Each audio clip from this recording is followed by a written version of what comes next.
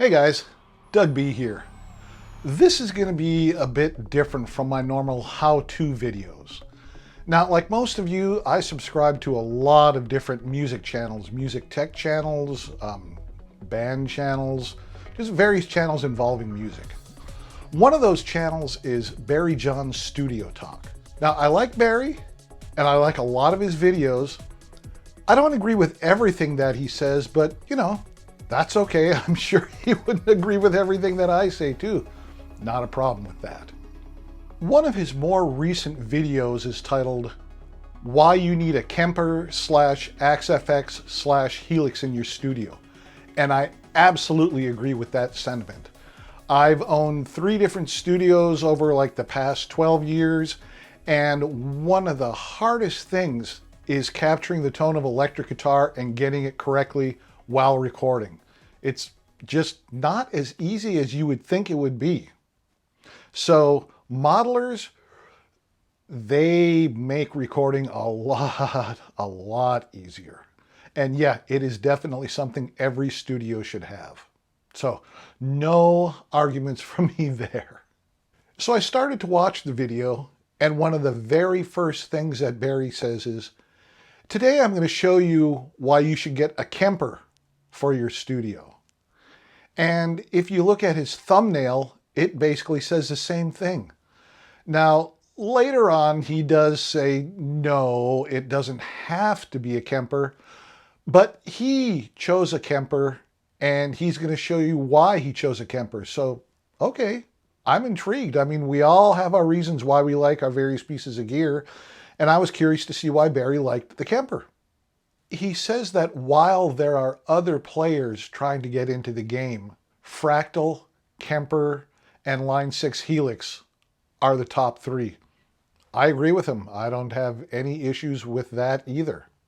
He also said that the AXFX dominated the market for quite a few years, and that up until just recently, people didn't understand the Kemper. Okay, I'll be honest, I still don't understand the Kemper. I don't like the way that it looks. I mean, it looks like some 1950s lunchbox that got a little too close to the nuclear power plant. And this whole concept of profiling, especially profiling your own gear, who has an acoustically perfect and silent spot with expensive mics and preamps for profiling your own gear the right way? Like I said, I just don't understand it. So I went to Kemper's website and took a look at the list of presets that are available for downloading, and wow, big list. And that rig manager looks really cool too. But then I noticed that a lot of the presets were just variations on another preset. I mean, you know, something that Fractal would call scenes. For example, Kemper has 10 presets built around the Mesa Boogie Road King. Okay, Fractal would have broken that down to 2 presets of maybe 5 scenes apiece. That just seems to make a whole lot more sense to me. Now, I totally agree with Barry's reasoning for getting a modeler for your studio. The possibilities provided by modelers are vast. And I mean, you have literally everything right there at your fingertips. You would have to stock your studio with a variety of heads, cabinets, mics, preamps, pedals, other effects, just to come even close to all the possibilities that are afforded by modelers. Modelers provide that flexibility in one box. Now, Barry did the same thing with his old gear that a lot of us did after getting our modelers. He sold it all within 6 months. I mean, yep, me too. I'm in perfect agreement with him on that. There was just no need to keep that old gear anymore. For me, the AXFX took care of everything, and even stuff that I had never even thought of getting. But then he gets into why he chose the Kemper. And I'm starting to wonder how many years ago he made this decision. He starts off by saying that AXFX made its name for high gain sounds, and that it still really does well in that area. But he doesn't like the clean or the mid-gain sounds. He says they sound plasticky. I was kind of like, what? Seriously? I mean, I don't use high gain sounds. All I use are like the Fenders, the Voxes, and the most high gain thing is like maybe the Marshall Plexi 100. To me, they sound exactly like the real deal. I mean, when I first got my Axe FX, for the first week, I didn't even move off of that first preset because it sounded so much like my old Fender Bassman. I just couldn't believe. And so I was just reliving the days of the past with that old amp. That's how close it is. Now, again, maybe his decision was made quite a few years ago. I mean, Axe FX came out in 2005. 16 years have gone by since then with a lot of developments and advancements.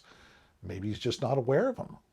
Barry then says that Fractal's effects are absolutely stellar, but programming can be a little bit complicated and you can go down a rabbit hole trying to tweak everything.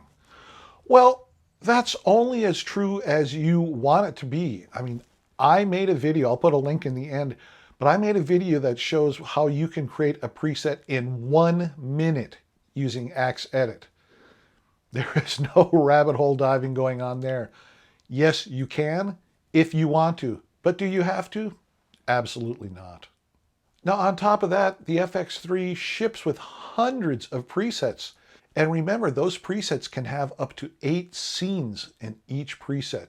Look, you may turn it on and never have to program a thing.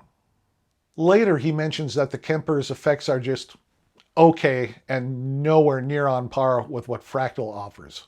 He even uses a Line 6 HX effects with his Kemper. But then he says that if you're real tube amp diehard and you really want to get that tube amp sound, the only way that you can get it is with a Kemper. This is where things get interesting. He says that Fractal uses modeling, which makes digital recreation of amps, cabinets, effects, etc. Kemper uses profiling, which is like taking a digital snapshot of a rig at a specific time. And because it's a snapshot, there's not too many options for changing it. Essentially, it's like profiles are like impulse responses, IRs. Now, do I really need to say that profiles and IRs are digital themselves? And honestly, I don't see why have everything baked in is somehow better. I mean, he even admits that you don't have the kind of flexibility that Fractal gives you. So you can't just make simple changes on the spot. And how do time-based effects work with these baked-in profiles anyway? Now, he says that, you'll be buying packs of these profiles, like 40 to 50 profiles to a pack, and you'll have to go through all of them to find, maybe 2 or 3 that you like. It's just, the whole profiling thing just sounds very restrictive to me. Now, you may feel differently, and that's okay. But to me, using the Axe FX3 and Axe Edit to build presets, it just sounds so much easier and so much more flexible. And honestly, a lot quicker too. But Barry feels that profiling captures the essence, the true sound of the rig, the amp and the speakers working together. Look, I can't say that he's wrong. That's his opinion. We all have our opinions, and Barry's opinion is that profiling is the way to go. But if you look at Axe FX3 versus Kemper shootouts, tone always comes down to a tie. Both of these units are great. Literally, the guys in the FX3 camp will say the FX3 sounds better. The guys in the Kemper camp will say the Kemper sounds better. The folks that have both units will say they both sound great. One does not sound better than the other. They're different than each other, but they do not sound, one does not sound better than the other. So tone is a tie. So, I mean, I could just as easily say that Fractal's modeling technology captures the true essence of amps and cabs and effects. Would that be wrong? Again, it's just my opinion. It just differs from Barry's opinion, that's all. They're just opinions. Neither one is wrong. Now later he talks about the number of major touring acts that use modelers because of the reliability factor. And yeah, that's true. You look on a lot of stages, they're not filled with amps anymore. They are filled with modelers. But then he also mentions amp in the room and that you're not going to get that with modelers. He mentions that a number of times. Now, hey, that might be true for Kemper. I don't know. But it's no longer true for AXFX 3. As of firmware 17.01, all FX3 units come with the UltraRes IRs, which allow you to create amp in the room. I can't really expect Barry to know this, right? I mean, he doesn't own an AXFX 3, and what reason does he have to keep up on every single change that comes up with a modeler that he doesn't have? Doesn't make any sense. But I can let you guys know about it, that it's just no longer the issue. There are so many guys that A/B their tube amps against the FX3, and they say there is just no difference. I mean, the difference between the FX3 and tube amps gets smaller and smaller and smaller every day and with every firmware release. Now, Barry also mentioned that he profiled a couple of his amps before he sold them, and he talked about what a process that was. This guy owns a studio, and it was still an involved process.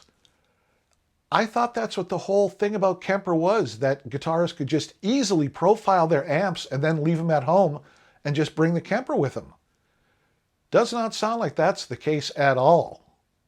Not in the real world, anyway. So in the end, Barry says that the effects on the FX3 are top-notch and you get a lot more flexibility with the FX3. All the shootouts say that tone is a match. They're just a wash. You cannot say one is better than the other. It's just your opinion whether you like one better than the other. They both sound great. Now, I'm not saying that he's wrong. Again, I want to emphasize, I am not saying that he's wrong. But I'm saying possibly,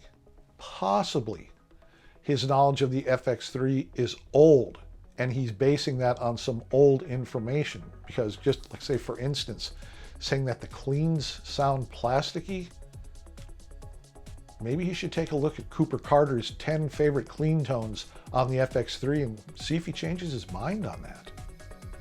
And most guys are not going to go out and buy the next new box that comes out every time something comes out, because look, we don't all have that kind of money.